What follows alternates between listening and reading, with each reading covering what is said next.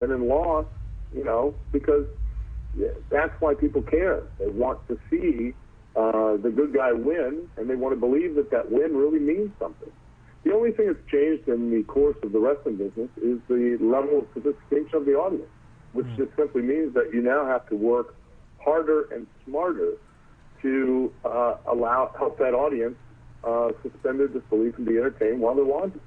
So I guess that for me is where some of the disconnect comes in, because I do feel often when I watch Ring of Honor, not as much lately because they've sort of changed their booking direction, but over the course of their history, as well as TNA right up until today, where it feels sometimes like the win is not the thing because they are so focused on the combo spots or, the multiple finishes that, don't really lead to anything. The false finishes that, don't turn into real pin attempts or don't turn into legitimate covers or whatever it is, So therefore, they're not really false because nobody really believes that that's a finish. Right. Okay. In order for it to be a false finish, people have to actually believe that, oh, my God, that could have been it. That could have been it, right. Yeah. So, I mean, is there a way to change the? It seems like it's almost a culture in that company. Is that something that's systemic that has to happen from top down? I don't know about in the company. I know that industry-wide, business-wide, that has become the prevalent thought process. Is that every single guy only focuses on all the action and the spots and very little understanding of the true psychology. True psychology of wrestling is really simple. And that is that you're out there to do everything you can to simply try to win and not lose. That's it. And you build all of your story around that. It doesn't get any simpler than that. The way I explain it to people is there are two predominant ways to win a boxing match, and that's by knockout or decision. Decision meaning I hit you more times than you hit me, which is really the true science of boxing. There are two predominant ways to win an MMA fight, and that's by knockout or submission. There are two predominant ways to win a professional wrestling fight, and that's by pinfall or submission.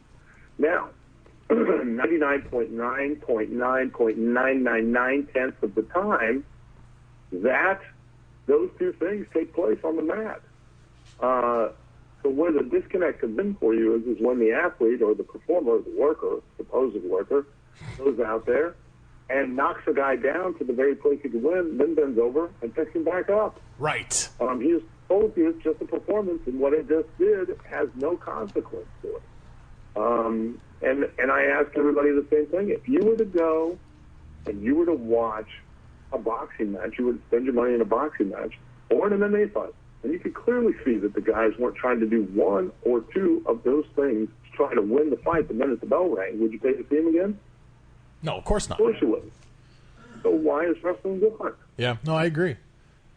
So and then I get the excuse of, well, it's new, it's a different style, which is it's a crock of crap. I mean, back in the day, everybody had a different style of booking and promoting, and you went from territory to territory, and they all had their own unique way of doing things, but they all did the same concept, which was it was about winning and losing.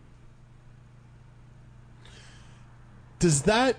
Wow. It's amazing, isn't it? It's like classes in session, This is why I constantly rewatch that DVD that Al talks on, and it's just freaking genius.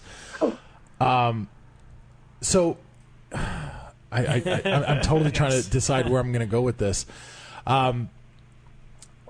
Does that mean to you that you think that pro wrestling should be presented as more of a shoot in the way that guys go out and work their matches, whereas in a shoot fight, it is all about, and maybe not do some of the flashy offense that, nobody buys.